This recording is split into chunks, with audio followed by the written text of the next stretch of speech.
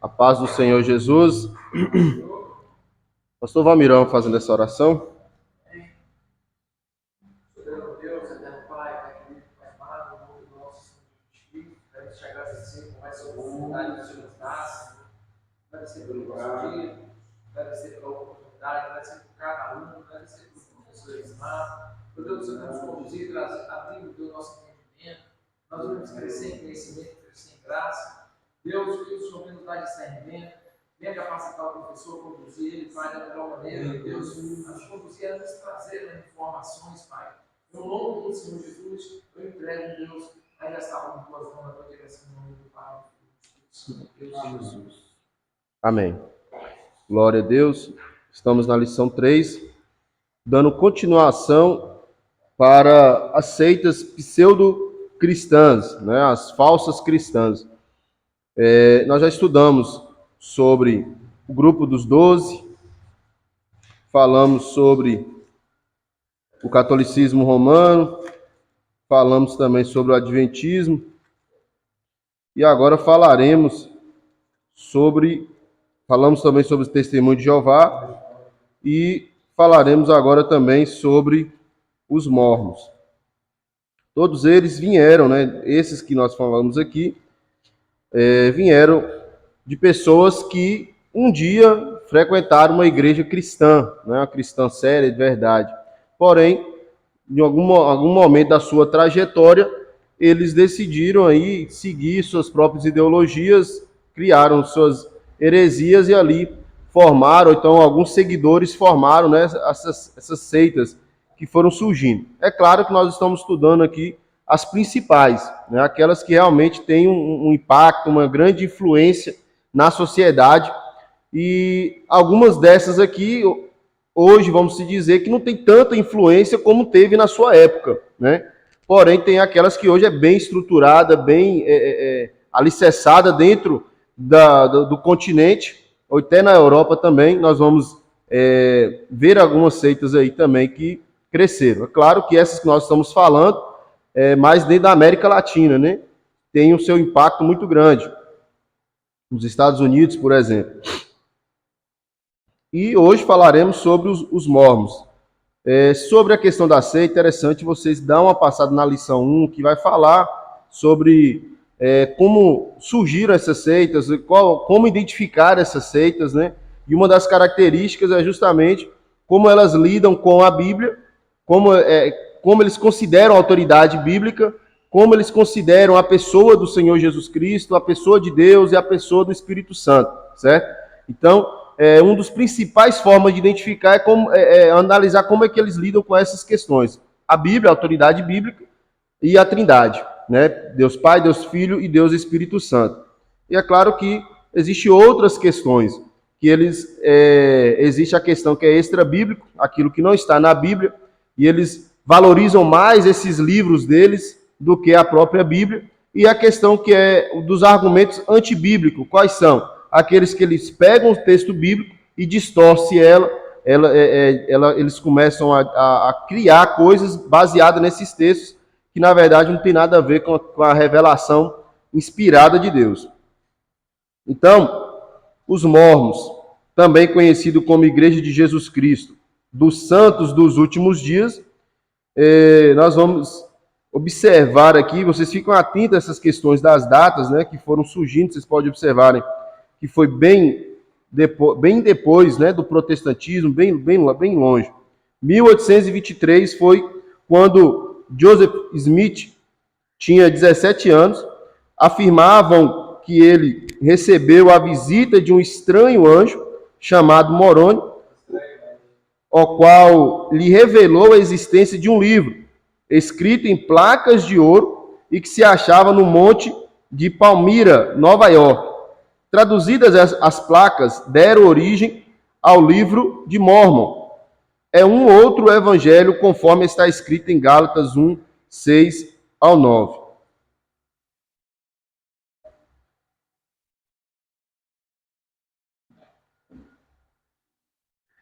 A verdadeira história é que Joseph Smith, ainda moço, gastou muito tempo em escavações para achar dinheiro.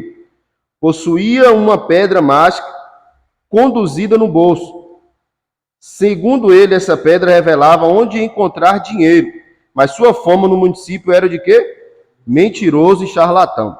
Então o autor ele traz aqui um texto, Gálatas capítulo 1, versículo 6 a 9, que vai falar justamente sobre outros evangelhos. Todo aquele que não é o evangelho de Cristo, que for colocado como qualquer outro evangelho que não seja do Senhor Jesus, é considerado anátema, tá? É considerado maldito. Então, todas as pessoas que surgirem querendo trazer uma nova revelação, que não seja aquela que realmente está na Bíblia Sagrada, é considerado anátema, maldito, tá? Então, esse outro evangelho, segundo eles caracteriza, né, o livro dos Mormons, é justamente considerado anátema. Então ele aqui, vocês observam como é a trajetória dessas pessoas, né? Eles começam com a tal de uma revelação, né? Recebeu de Deus outras revelações que não é aquela que está escrita na Bíblia Sagrada. Existe, né, dentro da teologia esses debates, né? Tem as qualidades, né, para aprendizagem. E uma delas justamente se a Bíblia, se ainda nos dias atuais existem essas novas revelações.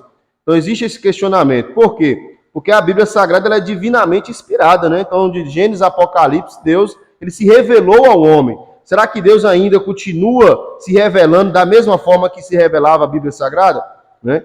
Então, para essas pessoas que criaram essa nova seita, eles trouxeram justamente essa nova ideologia, justamente que Deus ainda continua se revelando na palavra inspirada, por isso que eles criaram essa seita e as pessoas acreditam, e aí começam agora colocar essa nova revelação como algo totalmente divino, e acaba que dá mais valor a essas revelações, né, entre aspas, do que a própria Bíblia Sagrada. E nós sabemos que a Bíblia Sagrada ela é a única, né, inspirada, a única que foi revelada para os nossos corações, inspirada que tem validade em nossas vidas. Para essas pessoas criadoras da seita, os seus livros, que para eles também são revelações, têm um valor acima da Bíblia, igual ou acima da Bíblia, e nós sabemos que não é assim. A Bíblia Sagrada é o suficiente, a grande revelação de Deus para nossas vidas.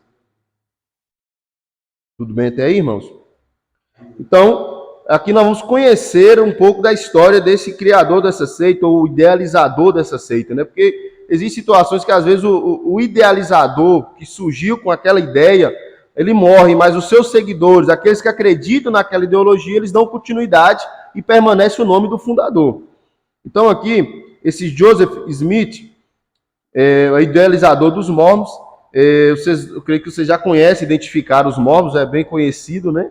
Nos nossos dias eles usam, né, a roupa preta com blusa branca, né, calça preta e blusa branca, um crachá escrito Smith e o nome da pessoa, né? Então ele tem vários missionários, né, que pregam mesmo o evangelho deles, né? Mas na verdade a mentira deles, eles pregam isso aí. Então ele tem esses missionários que realmente eles se doam, tá?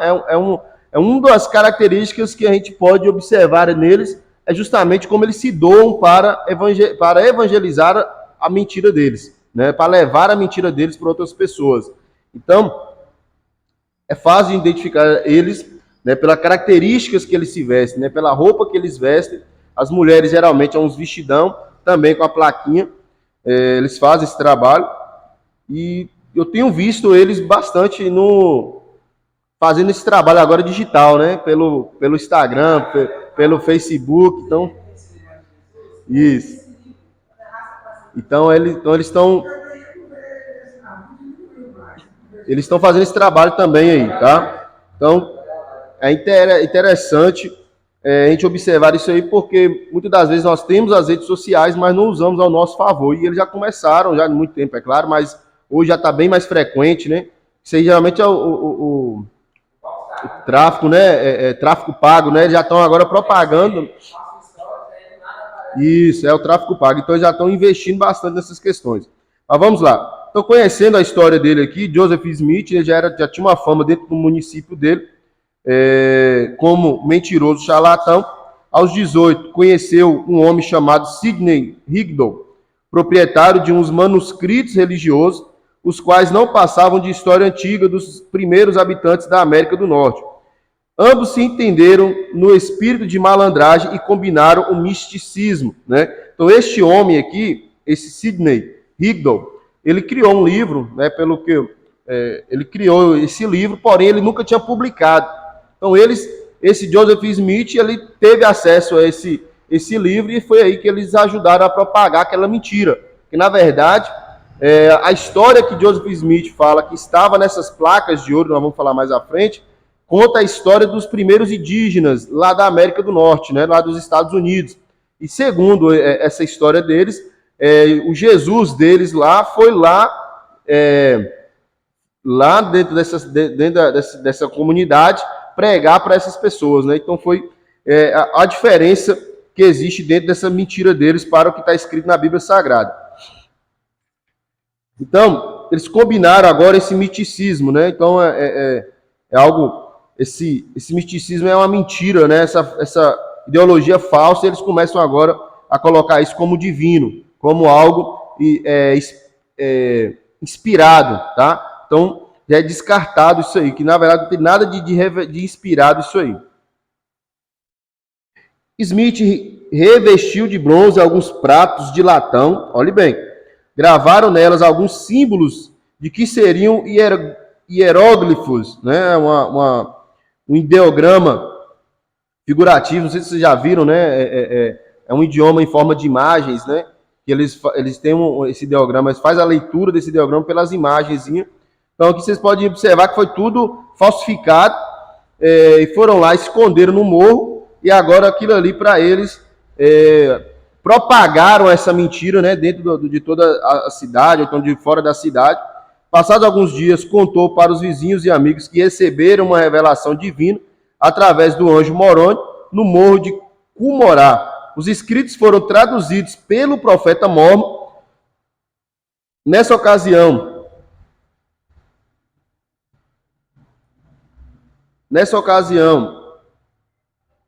o anjo lhe dera um par de óculos de cristal, cujas lentes tinham nomes específicos, Urim e Tumim, especial para ler e traduzir os escritos sagrados. Então, olhe bem como eles conseguiram entrar na mente das pessoas, né? Então, Smith fez a tradução de 1830 e a chamou de livro Mormon, o que não passa de uma recapitulação dos povos que vieram ao continente da América do Norte, desde os tempos de Babel até 400 anos depois de Cristo, acrescentada de uma visita de Jesus à América, olhe bem, depois de ressurreto e assunto ao céu, né? Então, a mentira deles, vou falar bem assim, a mentira deles é que Jesus foi lá, pregou para esses indígenas dentro de um período, e agora eles trazem esse livro desse camarada, né? Traz essa revelação sobre como foi os primeiros indígenas que povoaram a América. Eles pegam agora essa mentira, começam agora a colocar palavras, né, dentro desse negócio aí, dizendo que é uma revelação. Ele pega, dentro de um dos assuntos, dentro do livro dos Mormons, que vai falar aqui mais à frente, que teve, Maria teve 2 filhos, né, e um deles era judeu, que foi lá. É muita mentira o negócio deles. E dentro desse camarada aí, teve justamente, dentro desse livro, teve alguns acréscimos de coisas que eram justamente um texto bíblico. Ele coloca o nome esqueci o nome agora do nome do filho que ele coloca aqui, mas que é uma recapitulação de um capítulo do livro de Isaías e um capítulo do livro de Ezequiel, se eu não me engano. Então, eles colocam esse capítulo aqui dizendo que é uma revelação deles, que eles receberam, pegam a passagem também em relação à igreja que era daquela época, a igreja anglicana, coloca algumas coisas ali, que algumas doutrinas da igreja anglicana, e coloca lá, dizendo que tinha sido uma revelação de muitos anos atrás, sendo que a igreja ela foi fundada depois. Então, observa como eles conseguiram entrar na mente das pessoas trazendo essas mentiras. Mas vamos lá. Então, a fundação, no dia 6 de abril de 1830, Smith, com 5 outras pessoas, se reuniu para organizar a Igreja de Cristo. Mas antes, só para me concluir aqui, que eu lembrei agora, a mentira deles é tamanha que ele pega agora que eles receberam, eles falam que recebeu a orientação do anjo pediu para esperar um período para que depois ele fosse lá procurar essas placas. No que ele procurou essas placas, ele traduziu aquilo que estava escrito e o anjo agora pegou de volta essas placas e escondeu novamente essas placas. Ou seja, só 5 pessoas, se eu não me engano, umas 5 pessoas que viu de fato essas placas. Ninguém mais viu essas placas. Somente essas 5 pessoas e depois o anjo recolheu essas placas e escondeu novamente e guarda até hoje essas placas. Então, olha para vocês verem como eles conseguiram entrar na mente das pessoas. No dia 6 de abril de 1830, Smith, com 5 outras pessoas, se reuniu para organizar a Igreja de Cristo. Não tem nada de Cristo, né? Hoje denominada Igreja de Jesus Cristo dos Santos dos Últimos Dias. Começou em Fayette, Nova York, moveu-se para Kirtland e depois para Independence, né? Missouri, e finalmente para Nauvoo, Illinois. Foi lá que Joseph Smith concorreu à presidência da República dos Estados Unidos. Quando alguns mormons apóstatas, olhe bem, alguns mormons apóstatas levantaram a opinião pública contra ele, causando um grande tumulto. Então, até dentro deles mesmos já tinha gente que apostatou do próprio mormonismo, né? Então, pessoas que estavam lá, que se tornaram apóstatas, se levantaram contra ele. Então, Smith foi preso e depois libertado por mormons da Câmara Municipal de Nauvoo. Mais tarde, voltou a ser preso, e desta vez por traição, sendo levado à prisão de Carthage, Illinois, onde no dia 27 de junho de 1844, uma multidão furiosa invadiu e arrebentou as portas, matando-o juntamente com seu irmão Hiram.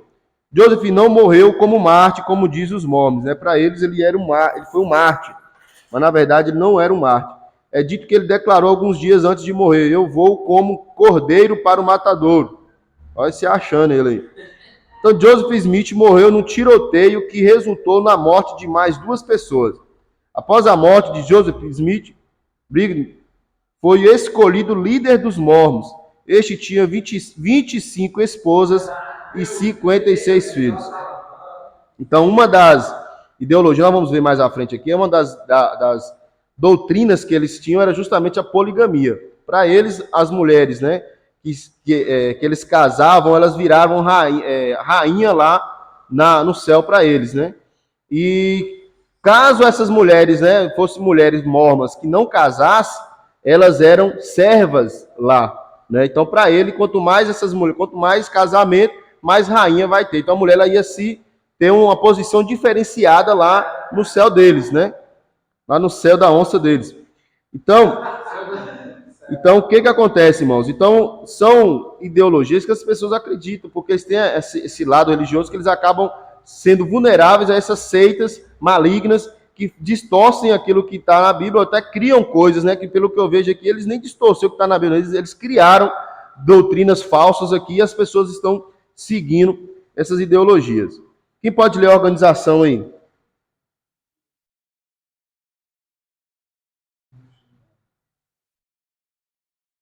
Organização. A presidência da Igreja Mórmon e a sua autoridade máxima, constituída de seus profetas e seus secretários, os mormonismos jactam ao declarar que a única igreja a ter profetas e apóstolos, pois mantém um quórum de 12 apóstolos. A Bíblia destrói a pretensão deles, porque os profetas e apóstolos, embora apareçam em Efésios 4:11, são as pedras que formam o fundamento da igreja, sendo Jesus Cristo a pedra angular, em Efésios 2:20. A igreja tem um só fundamento, em 1 Coríntios 3:11. O sistema hierárquico dos mormons é presidentes, apóstolos, anciões, bispo, diáconos, ensinador, sacerdote e etc. O mormonismo considera o livro de Mórmon acima da Bíblia. Exige restrições para crer na Bíblia. Entretanto, não existe nenhuma restrição para o livro de Mórmon. que é desacreditado do ponto de vista teológico, histórico, geográfico e científico, especialmente pela arqueologia. O livro é tido como uma fraude, pois ainda não se descobriu nenhuma das 38 cidades mencionadas no livro. A escrita hieroglífica egípcia mencionada ali não existe. Ainda a data de escrita, que dizem ser eles de 421 depois de Cristo, como pode o tal livro produzir textos da versão inglesa do rei Tiago, que só viria a surgir em 1611? Nada dos relatos do livro de Mórmon pode ser confirmado até hoje. A primeira edição foi publicada em 1830 e até hoje já foram feitas 3.913 mudanças. As edições de hoje são bem diferentes da primeira. No português, a primeira edição foi em 1938 e até 1975 já havia sido impressas 6 edições. O livro de Mórmon contém 15 livros divididos em capítulos e versículos, como a Bíblia. Isso. Então, o anjo que eles falam aqui é o anjo chamado Moroni, né? Eles acreditam justamente nessas questões aí, que ele virou um anjo, ele era o filho mais novo. Deixa eu só ler um trecho aqui. O livro de Mórmon, um certo Lehi da tribo de José teria emigrado com sua família de Jerusalém para a América do Norte através do Oceano Pacífico. Lá ele teve 2 filhos, Lamã e Nefe. Deus designou Nefe, o filho mais novo, para ser o líder da tribo. Houve guerra entre eles e os nefitas foram destruídos em 420 depois de Cristo. O líder e profeta dos nefitas tinha por nome Mórmon, o qual escreveu a revelação divina em placas de ouro, antes do extermínio de seu povo. Seu filho Moroni escondeu tais placas no Monte Cumurá e no século XIX já foi evoluído como anjo e ordenado por Deus. E revelou a Joseph Smith o local das placas, como você já conhece aí a história, né? Que é só uma introdução da história. Então, vocês verem como as mentiras deles, né? Como eles propagam, usando aí algumas cidades que quando foram localizar não tem nada, não tem histórico. É tanto que teve um ateu que foi usar o livro de Atos dos Apóstolos para dizer que a Bíblia era mentirosa, aquelas viagens missionárias de Paulo eram mentirosas. Quando ele foi comprovar de verdade aquilo que estava no livro de Atos, todas as cidades citadas por Lucas, pelo médico Lucas, todas elas foram confirmadas a sua existência. Então, quando as coisas é de Deus, não tem como refutá-las. Agora, das mentiras, da seita, você vê aqui, ó, nenhuma das cidades que eram citadas do livro foi confirmada, não tem relato nenhum histórico, não existe. Então, para vocês verem como funcionam as mentiras deles aí. Então, são situações que vocês, ao conhecer, ao buscar este conhecimento, vocês conseguem até fazer justamente para eles, né? Jogar para eles. Ó, então, me confirma aí a cidade que está citada aqui, me confirma aí. Não vão conseguir, né? E aí? Né? Então, são situações que vocês observam que eles mesmos vão conseguir sobressair, porque não tem confirmação. Já, biblicamente, já consegue ter algumas confirmações aí dentro da arqueologia, tá, irmãos? Então, vamos lá. As doutrinas mormonistas. Primeiro, os mormons têm seus deuses, né? Como, por exemplo, Brigham Young, um dos profetas, quando um mormon morre, torna-se Deus. Continuam como seres espaciais vivendo em carne e osso para povoar outros planetas. Negam a Trindade. Então, para eles aqui, ó, nós vamos chegar aqui, uma das primeiras coisas que para ele, Deus, ele veio em carne e osso, né? Então, para eles, Deus veio em carne e osso e se tornou um Deus. O ser humano também da mesma forma. Então, nós viemos em carne e osso e também seremos Deus, como Deus é hoje. Então, olha para vocês verem como a mentira deles. A refutação, com base bíblica. Há um só Deus verdadeiro, que ele é uno, mas subsiste em 3 pessoas distintas. Deus Pai, Deus Filho e Deus Espírito Santo. Eles negam a Trindade, tá, irmãos? Deus é infinito, e onipotente. Ele é o Espírito. Portanto, não tem carne nem osso, porque eles acreditam nisso, né, que eu falei aqui. Ele enche o céu e a terra. Além dele, não há Deus nenhum, tá? É tanto que Deus fala, não... A idolatria, né, é um dos pecados aí considerado um pecado de prostituição. Tem que ter atenção quanto a essas questões, que você mostra biblicamente que Deus ele é único. Ele não foi criado, ele não veio em carne e osso em momento algum, né? Então, precisa ter cuidado. Então, para eles, esses deuses aí, essas pessoas, né? Eles são criados e acaba que morrem e depois tornam-se deuses, né? Então, pode povoar outros planetas. Então, olha para vocês verem como eles vão bem além. Jesus dos mormons, tá? Uma das formas que eu falei aqui no início é justamente saber identificar como eles lidam com a Trindade. Então, primeira coisa aí, para eles, Deus veio em carne e osso e hoje ele é um Deus, né? Então, eles creem em vários outros deuses. E para eles, as pessoas, os líderes que morrem, viram Deus. E a Bíblia Sagrada deixa bem claro que existe somente um Deus, que é o Deus Todo-Poderoso, o Deus Eterno. Jesus dos mormons, né? Como eles consideram Jesus dos mormons? Para eles, Jesus ele foi poligâmico, ou seja, casou com Marta, casou com Maria e tinha ainda outras esposas. E que, irmãos, até é vergonhoso repetir essas coisas que eles falam aqui, mas está no livro, né? Vamos seguir aqui. Então, a festa em Caná da Galileia foi um dos seus casamentos. Olha para vocês verem. Negam a sua concepção virginal, para eles não teve essa concepção virginal. Então, para eles, Jesus é um ser humano qualquer. Então, eles distorcem literalmente. Refutação. Jesus, ele é o Criador de todas as coisas, inclusive do mundo espiritual. Foi gerado pelo Espírito Santo, tá? Salvação pode ser geral ou individual. Geral significa que na consumação dos séculos, os incrédulos serão castigados e depois liberados para a salvação. Individual é a salvação obtida conforme regras de fé do mormonista, isto é, sem fé em Cristo, batismo com o Espírito Santo, observância das leis e as obras. Prego que não há salvação sem a igreja mórmon. Sacerdócio de Arão e Melquisedeque, todos os mórmons recebem o sacerdócio de Arão e depois o de Melquisedeque. Então, algumas coisas eles pegam bíblica e distorcem totalmente, né, viram antibíblicos, e também os argumentos extra-bíblicos, né, que não tem nada a ver com a Bíblia e vão criando outras coisas. Refutação sobre a questão da salvação. Para eles, né? Desculpa, que eu acho que eu emendei errado. Para eles, a salvação pode ser geral e individual, trazendo aqui algumas questões. A refutação. A Bíblia, porém, diz que o sacerdócio de Arão foi removido e o de Melquisedeque é exclusivamente o de Cristo. Não foi aberto para outras pessoas, mas sim somente para Cristo. Que é o sacerdócio, né? O modelo de sacerdócio. Crenças básicas do mormonismo, né? Aqui, acredito que não vai falar aqui sobre a questão do Espírito Santo. Se para eles Deus não é Espírito, né? Ou não foi Espírito, veio. Fala sobre o Espírito Santo aí?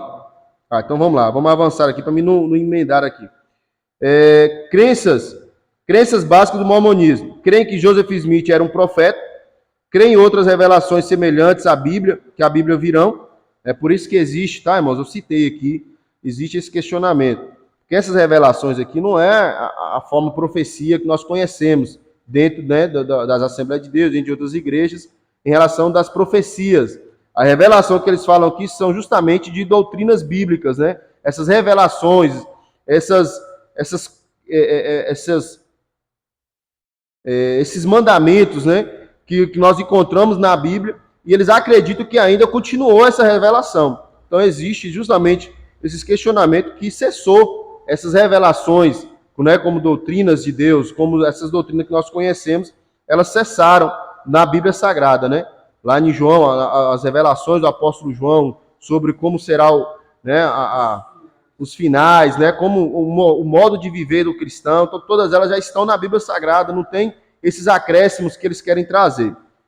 Quero deixar isso bem explicado para os irmãos entenderem. Se chegar em algum momento e falar que as revelações pararam, não estou falando das revelações que nós conhecemos, da profecia, né? Que nós conhecemos, mas estou falando em relação à Bíblia, né? Dízimo é obrigatório para a salvação, né? No cristianismo não é. Creem no Deus.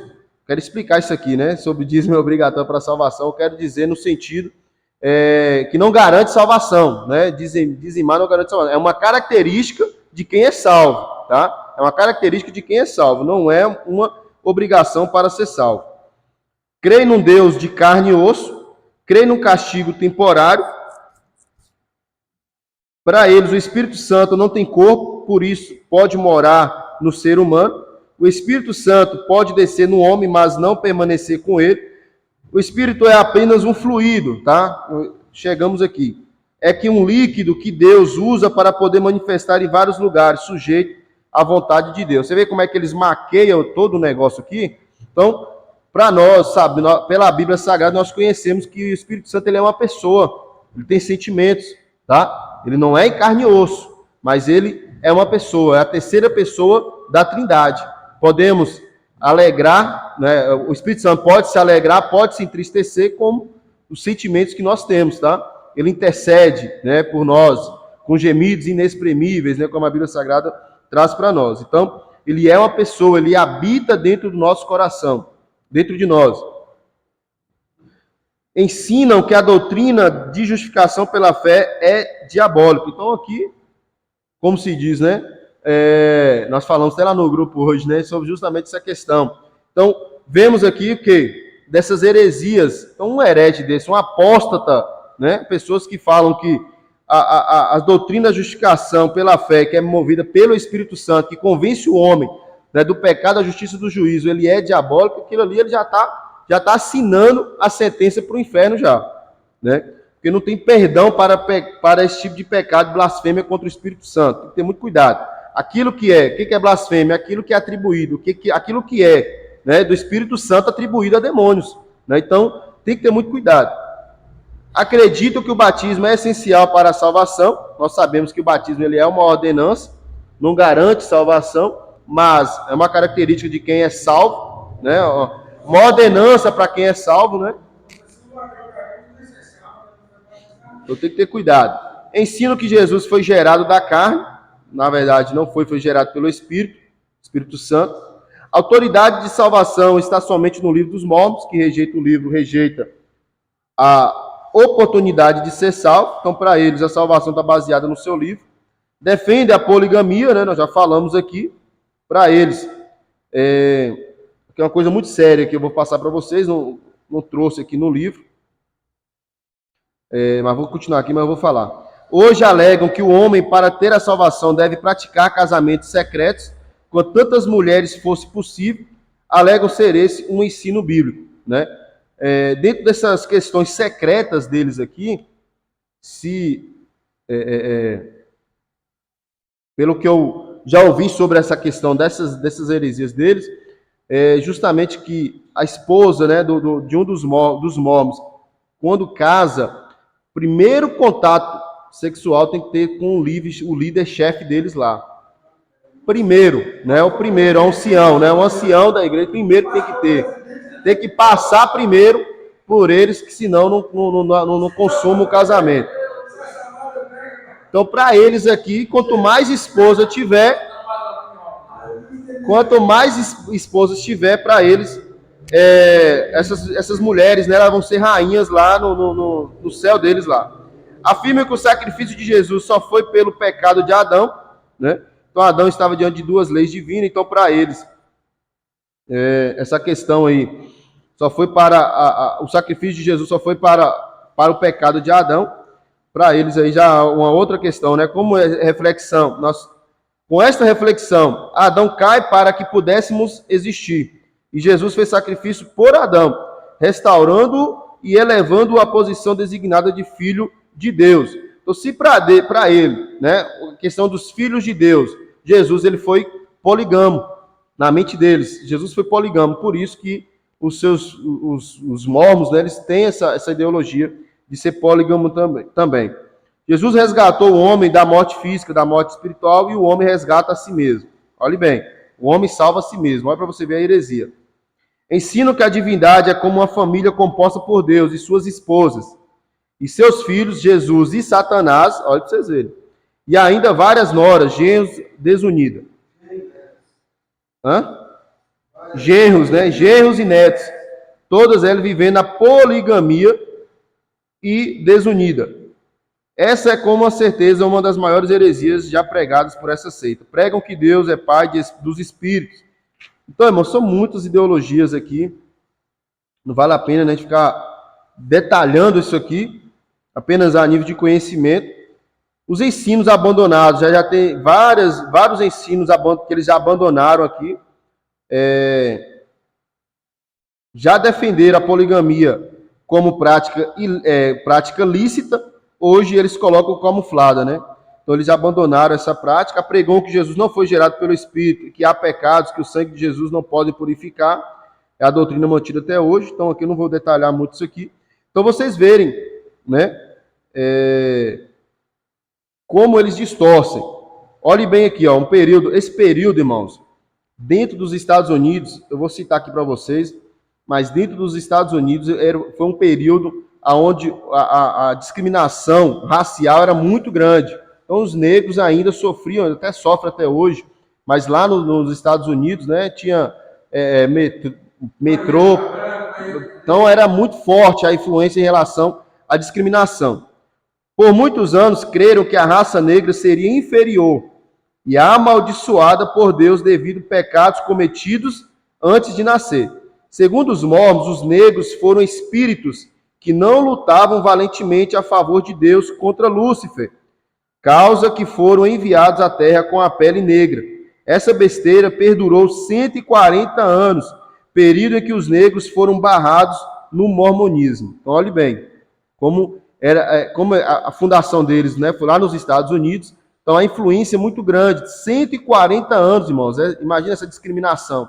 Infelizmente, até hoje, nós conseguimos identificar essas discriminações lá. Vamos avançar aqui. Igreja da Unificação. Tem sido objeto de muitas controvérsias, não só por causa de suas doutrinas exóticas, mas também devido aos seus métodos de sedução e de discipulado. E Myung Moon, de 1946, mudou seu nome para Sun Myung Moon, que significa sol e lua brilhantes. Nasceu em 1920, na Coreia do Norte. Seus pais converteram-se ao cristianismo através da igreja presbiteriana, quando Moon tinha 10 anos de idade. Moon afirma que teve uma visão aos 16 anos de idade. Ele relatou que Jesus lhe teria revelado que a obra da redenção ainda não estava completa e que Moon seria o único capaz de completar a obra que o Filho de Deus havia começado. Então, só para acrescentar aquilo que eu tinha falado aqui para os irmãos, para não trazer nenhuma confusão. Então, a revelação que eu me refiro, que já cessou, né, na Bíblia Sagrada, são justamente essas questões, né, que traz a questões, né, as doutrinas da salvação, doutrinas da Trindade. Então essas revelações, né, a doutrina sobre a escatologia, né, do pecado, elas já estão inseridas na Bíblia Sagrada. Não tem como, se nós formos considerar que essas revelações continuam, então esses hereges aqui, eles estão certos, porque eles falam, eles batem na tecla, né, tem pessoas que acreditam nisso, que essas revelações eles receberam de Deus, né.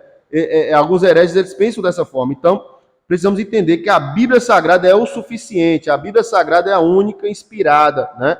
A única revelação bíblica inspirada pelo Espírito Santo que nós temos hoje. Eles pegam uns trechinhos da Bíblia, igual, por exemplo, uma coisa que dá para confundir a pessoa que tem. Aí, Deus fez um homem, mas depois ele deu autoridade, depois do pecado, para ele procriar. Então, se não fosse o pecado, nós não estaríamos aqui. Né? Então eles pegam um negócio, distorcem. Não, Deus, ele só vem para não, porque ele pegou. Porque senão não para que nós existisse. Eles distorcem. Mas isso. Mas sabemos ali, dentro da leitura de Gênesis, né, capítulo 1 e 2, existem algumas controvérsias, mas acredita que essa crescer e multiplicar, e como foi falado, foi antes mesmo do pecado que foi falado, né? Então, tem que ter muito cuidado. Mas vamos lá. A origem, né, já falamos aqui. Moon afirma ter teve uma visão de 16 anos de idade e tal. Modo de agir: a seita se interessa especialmente por jovens de classe média, como as demais utilizam o terror psicológico para manter os seus adeptos. Doutrinas que eles pregam. O livro básico do moonismo, tá? Moonismo. Considero que sua autoridade acima da Bíblia e uma grosseira imitação da Bíblia, né? Então pega a Bíblia, distorce ela e fala que agora a Bíblia deles é superior, ou a autoridade delas é superior à Bíblia Sagrada. Então, temos que ter muito cuidado. Quando você vê a pessoa falando sobre a inerrância da Bíblia, falando que a Bíblia contém erros e tal, toma muito cuidado com essas pessoas, tá? Porque eles querem diminuir a Bíblia Sagrada, a revelação bíblica, para o quê? Para implementar essas revelações mentirosas que vieram anos e mais anos depois, tá? Tome muito cuidado com o relativismo, né? A verdade que está na Bíblia, irmãos, a verdade bíblica, as doutrinas verdadeiras bíblicas, ela permanece até hoje e vai permanecer, né? Enquanto existir geração, humanidade, vai permanecer essas verdades. Não aceita esse relativismo adentrar aos tempos para distorcer o que a Bíblia ensina. O Jesus de Mon é o filho do sacerdote Zacarias e sua concepção virginal é negada. Dizem que Jesus foi enviado para completar a obra que Adão não conseguiu terminar, tá? Constituir uma grande família na terra centrada em Deus, segundo Adão, Cristo deveria se casar e erguer uma grande família. Ensinam isso, não aconteceu por causa da morte de Jesus no Calvário. Alegam ainda que a morte do Filho de Deus decorreu por causa da traição de João Batista. Então, ele vê como é que eles distorcem as questões aqui. Negam a deidade absoluta de Jesus na ressurreição física. Isso aqui, irmãos, dentro da história da igreja, nós vamos estudar e vamos ver alguns concílios sobre esses hereges, alguns hereges, talvez não o criador dessa seita, mas alguns hereges lá atrás, os gnósticos, por exemplo, alguns deles, né, os arianismo, eles criaram algumas doutrinas questionando a divindade de Jesus. Então, criaram alguns concílios, né, para quê? Para trazer firmeza bíblica em relação a isso. As doutrinas bíblicas, a doutrina sobre a Trindade, por exemplo, ela foi formada justamente em base desses hereges. Eles começaram a desacreditar na pessoa, né, da humanidade de Deus, na humanidade de Jesus e na divindade de Jesus, começaram a questionar a pessoa do Espírito Santo, e foi aí que foram criadas essas doutrinas. Então, temos bases, né, dentro da história da igreja para refutar esses fundadores aí dessas seitas que eles trazem sobre negando a deidade, né, de Jesus Cristo. Refutação. Jesus foi gerado pelo Espírito Santo no ventre de Maria. Jesus veio ao mundo para salvar os pecadores e não para suscitar família, tá? Sua morte foi para a remissão dos pecados, não foi somente do pecado de Adão, e Jesus é o Deus verdadeiro. Sobre a ressurreição corporal de Jesus, Paulo assevera que negar essa verdade é continuar no mesmo estado de pecado e miséria, e que sem ela o cristianismo não teria sentido, tá? Então, essas questões desses hereges aqui não é de 1800, 1700 para cá, não, já que já tinha até na época de Paulo, né, na época do próprio Senhor Jesus. Então tem que ter muito cuidado. Saber refutá-las, né, saber confrontá-las com a verdade. A humanidade, uma grande família. Mon ensina que o pai é Deus e a mãe é o Espírito Santo. Olha que aberração. Afirma que a Trindade consiste de inteligência, força e amor, representada como pai, mãe e filho. Para mim aqui, esses camaradas já decretou aí a sua sentença para o inferno já. Porque falar que o Espírito Santo é mãe aqui, já está na cara, né? Que é uma herege de carteirinha. Refutação. Não existe na Bíblia nada a indicar que o Espírito Santo seja feminino. Então aqui é apenas uma justificação, uma justificativa, né? Comprovada para esses hereges, né? Nem precisava, né, irmãos? Mas para mostrar aqui, ó, no Antigo Testamento hebraico, a palavra ruach, que é para designar, né, espírito, ele é um termo masculino. E no grego, ele é neutro ou masculino, tá? Os substantivos gregos apresentam 3 gêneros: masculino, feminino e neutro. A palavra grega pneuma, que é designado também a espírito, né, usada amplamente no Novo Testamento para o Espírito de Deus como neutro, tá? Como neutro. Não tem base para dizer que é feminino, como eles propagam, não. A queda de Adão ocorreu em 2 etapas. Para eles, uma espiritual e outra física. A primeira foi espiritual. Eva cometeu adultério com Satanás, olha para vocês verem. E desta relação íntima nasceu Caim. A segunda foi física.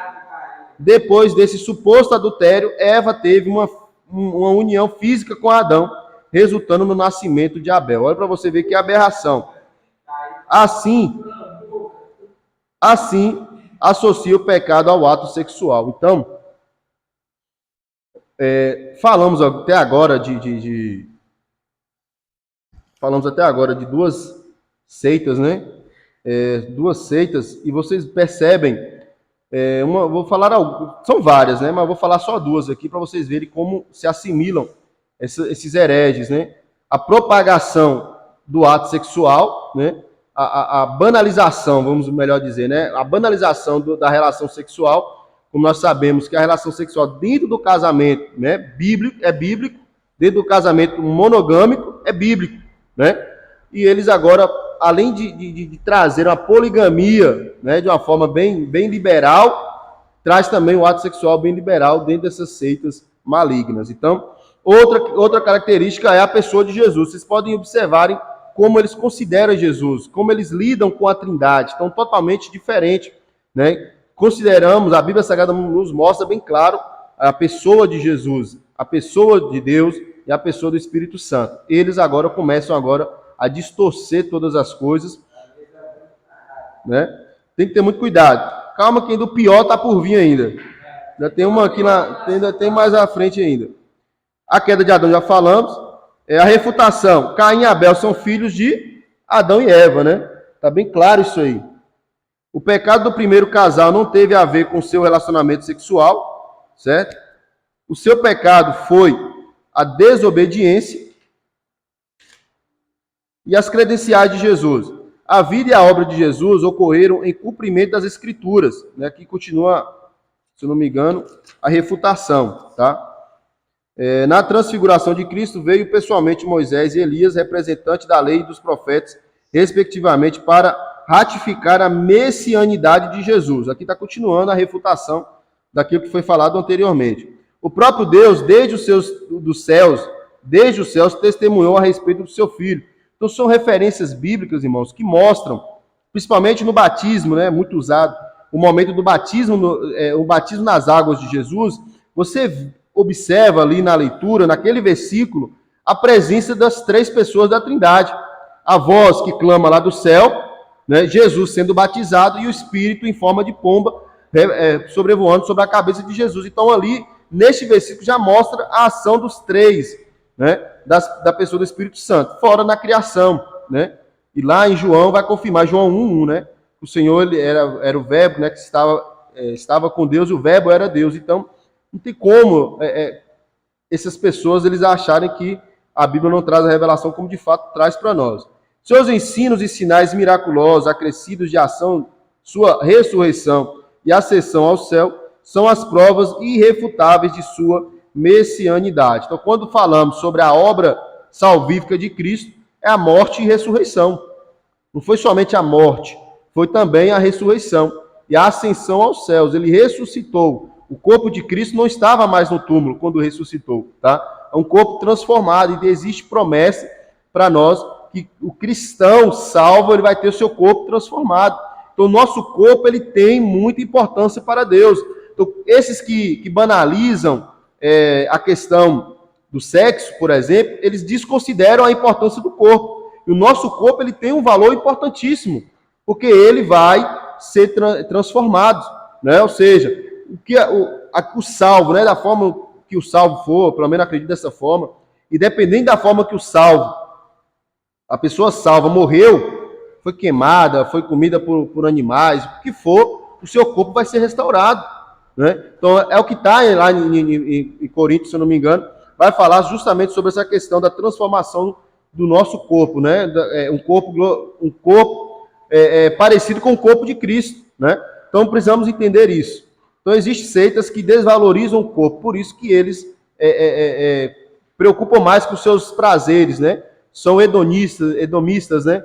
Preocupam mais com o prazer do que com a salvação. Por isso que a Bíblia fala, né? Corpo que o Senhor quer o quê? Corpo, alma e espírito, né? Então, é por completo o ser humano.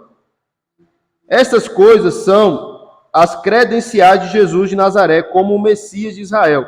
Quem poderá destruir evidências tão fortes? Está aí, biblicamente, capa a capa, Gênesis e Apocalipse, mostrando quem realmente é Deus, quem é realmente Jesus Cristo e quem é realmente o Espírito Santo e tudo aquilo que precisamos, né, para nossa salvação está na Bíblia Sagrada. Não precisamos de outras revelações, não. Está na Bíblia Sagrada. A revelação, a autoridade maior é a Bíblia Sagrada. A autoridade principal, divina, é a Bíblia Sagrada, tá, irmãos? Os mormons também são conhecidos como o quê?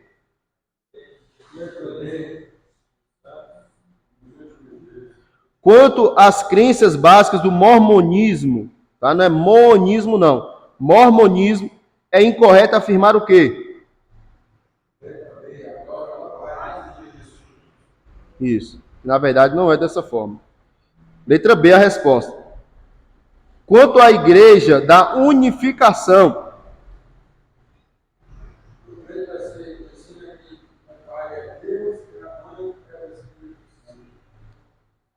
certo ou errado? Os mormons pregam um Jesus polígamo, casado com Marta e Maria, irmão de Lázaro. A igreja da unificação alega que a queda de Adão ocorreu em duas etapas, uma espiritual e outra física. Essa mentira está certa, né? Mentira dá certo. Nem que você glória, igual isso. Glória a Deus nas alturas. Glória a Deus nas alturas. Então vamos lá. Congregação cristã no Brasil. Congregação Cristã no Brasil. A Congregação Cristã no Brasil é vista por alguns como uma seita, por outros como um movimento contraditório. O movimento apresenta caráter sectarista e exclusivista, e suas doutrinas são fundamentadas em versículos isolados das Escrituras e mal interpretados. Fundador: Luiz Francescon e G. Lombardi. Francescon nasceu na comarca de Udine, na Itália, em 29 de março de 1866. Converteu-se em 1891. Origem: em 8 de março de 1910, Francescon e G. Lombardi saíram de Buenos Aires rumo à cidade de São Paulo, onde, no bairro do Brás, começaram a pregar o Evangelho, vindo a fundar a Igreja Pentecostal Italiana, primeiro nome da Congregação Cristã no Brasil. Estrutura organizacional: acha-se completamente estagnada. Eles não têm predestinação para ampliar o seu crescimento. Cargos principais: ancião, diácono e cooperador. A CCB, Congregação Cristã no Brasil, é contra o cargo de pastor. Os aspirantes ao ministério são avaliados por parentesco e patriarcalismo. Recursos financeiros: criticam o dízimo. Tem o próprio sistema de levantamento de recursos para a manutenção de suas atividades. Quanto ao dízimo, é um ensinamento que aparece em toda a Bíblia. Aí vem as citações. Afirmam que maldito é quem dá o dízimo e maldito quem recebe, para refutar Malaquias 3,10. Mas, às vezes, eles dizem que a ordenança acerca do dízimo somente é encontrada no Antigo Testamento, coisas da lei, conforme Levítico 27:30. Refutação: vale mencionar que a primeira vez que aparece dízimo na Bíblia foi 400 anos antes da lei. Ponto. Então aqui vocês viram como foi a fundação da Cristã no Brasil. Na verdade, eles vieram, né, de uma obra missionária de lá da Itália para o Brasil, lá no bairro do Brás, lá em São Paulo. Então, como eu falei para vocês no início, né, são seitas que elas têm uma estrutura muito, muito grande, né?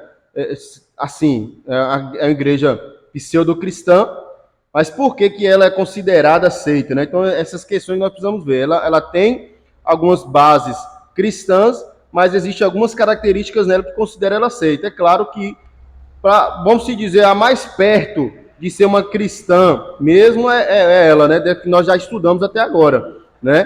Porém, existem algumas questões que ela se torna uma seita, justamente pela questão. Uma delas é a questão do batismo, outra questão é que somente ela salva, né? Que ela traz somente ela é exclusivista. Então, são algumas características. Mas aqui nós estamos conhecendo a estrutura dela, né? Um pouquinho da estrutura dela, a sua origem, a estrutura organizacional, né? Ela é contra, se eu não me engano, ela é contra pastor, né? Ela é contra o cargo de pastor. Então, para eles aí é ancião, diácono e cooperador. Então, por isso que chama de congregação, justamente as pessoas que estão ali, da cúpula deles, que lidera, né? Os obreiros que lideram. Ancião, diácono e cooperador. Os recursos financeiros, eles têm um sistema, né, de doações, né, que eles têm de levantamento de recursos para essa manutenção, né? Creio que não vai falar aqui no livro, mas eles é um sistema que eles mesmos ajudam eles mesmos. Se a pessoa é membro da igreja, né, tem uma loja, eles vão nela. A prioridade deles é ir nessa loja. Sim, isso. Então a CCB, ela tem um sistema acho que eu até citei aqui, não sei se foi na aula passada, questão de assistência social. Eles têm um grupo de pessoas, esqueci o nome que eles dão, e tem esse grupo de pessoas que vão na casa, faz reuniões para conhecer a necessidade da pessoa. Eles analisando a necessidade da pessoa, Deus, segundo eles, né, Deus tocando no coração lá da pessoa, eles vão lá e ajudam. Uma das características que ela pode ser considerada uma seita, né? Uma seita falsa, na verdade não existe seita, toda seita ela é falsa, é justamente essa questão de como eles lidam com algumas doutrinas básicas do cristianismo, né? Nós vamos falar aqui sobre o batismo, a questão, já mostrou aqui sobre a questão do dízimo, sobre a questão da salvação, e uma das coisas que observamos, que eu estou lendo aqui uma apostila que eu tenho aqui, é justamente que eles não, hoje, atualmente, né, pouco tempo depois do fundador, eles não pregam as doutrinas realmente que é do fundador. Talvez, pelo que eu li aqui, o fundador ele tinha as doutrinas de fé baseadas na Bíblia Sagrada, mas eles, à medida que foram repassando isso, na medida que foi desenvolvendo, eles foram afastando dessas doutrinas e pregando as deles mesmos. Tanto que aqui eles falam que eles não são muito estimulados a estudar a Bíblia, né? Então, o distanciamento da Bíblia fez com que eles começaram agora a distorcer essas questões. Mas, vamos lá. Então, é interessante nós percebermos que eles vieram do cristianismo, porém, chegou um momento que eles se tornaram essas seitas pelo fato de negar algumas doutrinas básicas da Bíblia Sagrada. A manutenção de obreiros, eles é contra, né, a questão de pagamento de obreiros. A Bíblia deixa bem claro que os dízimos eram destinados aos levitas, sacerdotes e tal, para que houvesse sempre mantimento na casa de Deus. Então, eles é contra o dízimo e é contra o salário. Porém, olha a esperteza deles. Eles é a favor de você doar o quanto você sentir no seu coração. Se chegar lá e doar 10 mil reais acima do que seria, né, entre aspas, o seu dízimo, eles aceitam de bom grado. Então, assim, ó, como que você consegue calcular 10% daquilo que Deus faz? Eu falei, mas não é daquilo que Deus faz. Pai, Deus faz tudo na minha vida. Estou levando o fogo de vida, agora está falando da minha vida. Falando de vida. Então, né? Aqui tem gente ganha. Então, tem um cara que me massacrou sobre isso aí. Eu não sabia nada da Bíblia. Eu tinha. Ele me repreendeu com. Né, que nós usávamos muito CD. Para levar para a igreja, às vezes falou, alguma coisa. E eu andava com CD para chegar na igreja, eu não roubava nada, não, mas eu estava com CD com o nome. Falou, o que é isso aí do seu nome? Eu falei, isso é um CD. Ah, tem uma festa, é festa. Ah, é uma música, claro, a igreja não é festa. Eles falam que o negócio dele tem que ser só de instrumento de sopro, de corda, tá? Aquela vez na capela também, chega no lugar do dia, eles cantando. Isso. Aqui, talvez aqui. Ah, tá, aqui vai falar. Mas vamos lá. Outra questão também aqui que nós observamos é justamente são contra a questão de salariar obreiros, né? Pagamento de obreiros e tal. Porém, eles têm um sistema muito organizado, eles crescem, os templos deles são enormes, né? Então, é interessante. Porém, dentro da própria congregação cristã no Brasil, existe, né, uma separação aí. As conservadoras, de fato, e tem as outras que é a normal, né, que são as normais. Existe a conservadora mesmo. Cristã no Brasil conservadora, que é aquele que mantém a questão do uso do véu, essas coisas todas.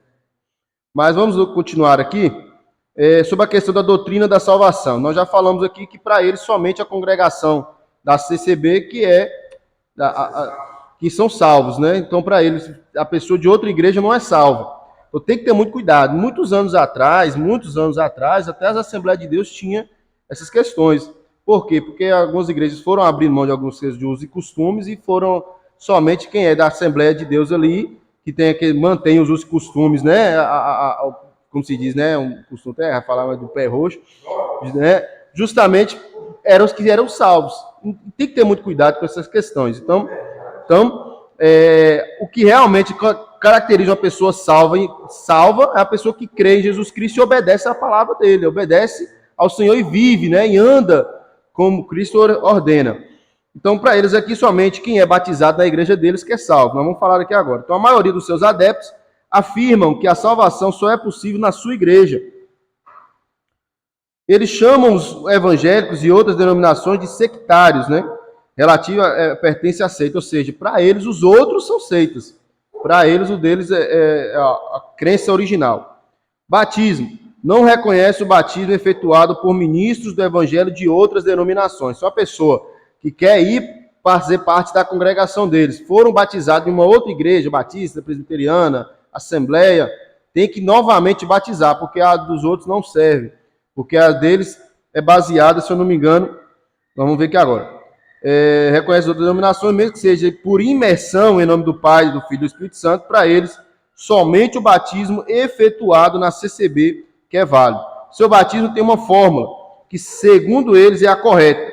Sua fórmula é a seguinte: em nome de Jesus, eu te batizo em nome do Pai, do Filho e do Espírito Santo. Segundo ele, as outras, né, não seguem essas orientações, então por isso que eles rebatizam as pessoas, né? Para os membros da CCB, as águas do batismo têm propriedades miraculosas para purificar pecados. Para eles, o batismo tem grande parte na salvação do indivíduo. Usam Atos 2,38 para justificar tal afirmação. Mas sabemos que o batismo nas águas ele é uma representação, um símbolo de arrependimento, né? Faz parte. Se o cristão aceitou Jesus e tem a oportunidade de batizar, ele tem que batizar. Faz parte, né, das ordenanças bíblicas. Agora, dizer que aquilo ali faz parte da salvação do ser humano, aí complica o negócio, né? Porque existem situações, pessoas que não teve oportunidade para se batizar e acaba que precisa. Outra questão que é muito questionada é a questão da forma que é o batismo. Se é por aspersão ou se é por imersão, né? Então tem que ter esse cuidado. Então, a fórmula, né, do cristianismo, das assembleias, de algumas igrejas que têm os usos e costumes aí, tem essa da questão do batismo, é por imersão, certo? A pessoa lá, ela cobre o corpo nas águas, né? Pela Bíblia. Agora, existe, né, os catolicismos que trabalham por aspersão, algo do tipo. Então tem que ter muito cuidado. Eles creem também na imersão, porém na fórmula deles, né? Suas práticas. Para eles, a Bíblia não tem a devida relevância. Olhe bem o perigo. A vida dos adeptos CCB é norteada por iluminismo e não pela palavra de Deus. Vão ao culto para buscar a palavra e não para aprender no templo. Suas bases teológicas são bastante precárias. Por quê, irmãos? Porque eles não são incentivados a estudar. Então, o pregador que tem o costume lá, geralmente, o costume deles é abrir a Bíblia. Se você encontrou com um pregador dessa forma, abre a Bíblia, vamos ver o que Deus quer falar para nós. e vai lá e tenta trazer uma mensagem ali na hora, e não é bem dessa forma, né? Então, se fosse assim, por que o apóstolo Paulo, aquele que tem, né, o ministério de ensino, que haja o quê? Dedicação. Então, quando ele estava na prisão lá, ele pede para Timóteo, se não me engano, levar os pergaminhos dele, os livros. Então, o incentivo é buscar, se dedicar ao ensino da palavra. Para eles, não. Buscar a palavra, né? Um dizer que é justamente de receber as revelações na hora. Suas bases teológicas são bastante precárias, são descuidados quanto à evangelização, dedicam-se a pregar aos crentes, por isso que ele é chamado de proselitista. Eles são proselitistas. Por quê? Porque só visita crentes. Vai na casa dos crentes evangelizar crentes. Né? Nós estávamos até falando aqui, né? Na pausa. E a igreja cresce com novos convertidos, que vão se desenvolvendo, que vão crescendo e virando obreiros. Né? O banco, na verdade, que a gente costuma dizer, né? O banco é apenas um passo a passo. A pessoa aceita Jesus, está lá, mas o objetivo daquela pessoa ela é se tornar obreira da casa de Deus, está atuando, está trabalhando e assim por diante. Já para eles é ir visitar crentes. Então, para eles não tem necessidade de buscar novos convertidos. O uso do véu. A atitude da CCB é condenável, não pelo fato de suas mulheres usarem o véu durante o culto, mas pela maneira insistente com que condenam o seu desuso nas demais denominações. Então, para eles, a mulher que não usa o véu já está ali, vamos se dizer, ali, em pecado, ou cometendo um pecado gravíssimo. Né? Então, o problema que é considerado, né, criticado as atitudes dele, não é pelo uso. Se a pessoa usar, se ele é um costume da igreja, todo mundo usar, amém. Agora, o problema é a crítica contra isso. Né? É o que eu falo em questão dos usos e costumes.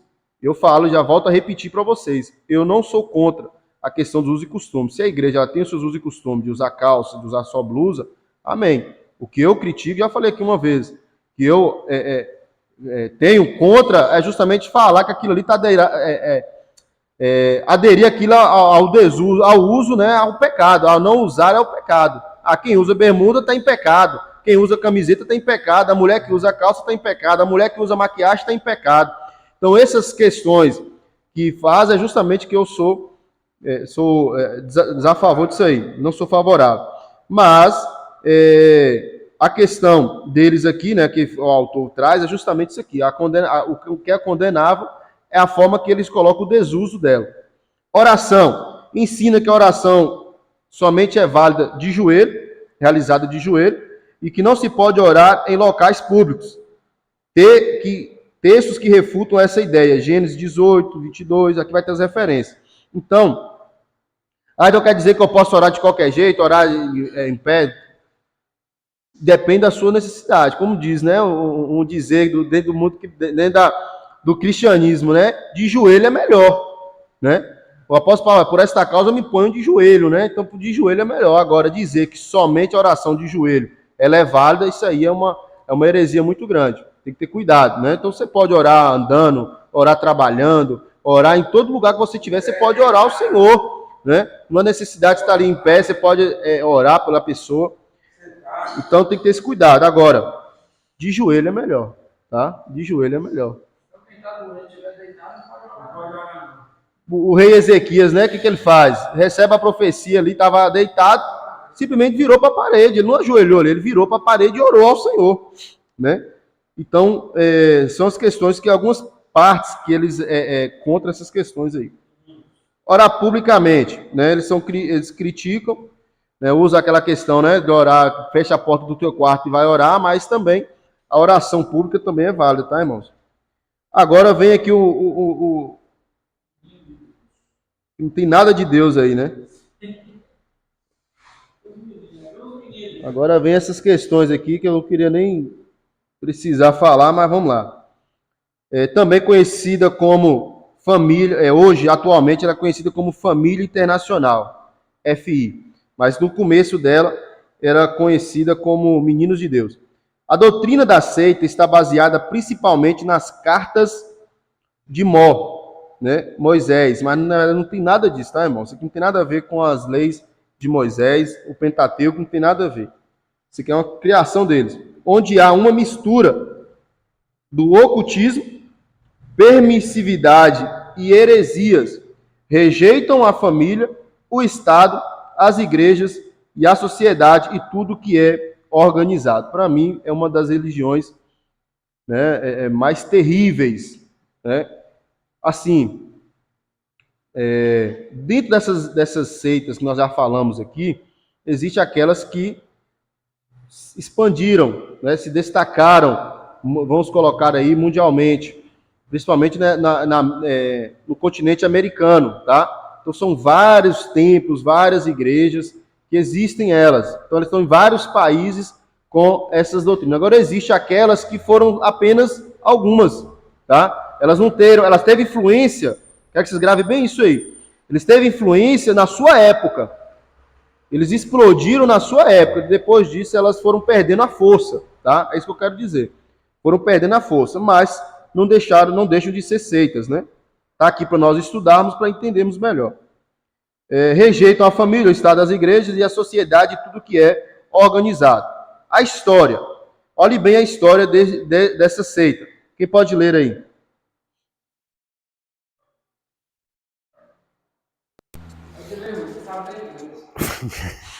Fundador David Brandberg nasceu em Oakland, Califórnia, em 18 de fevereiro de 1919.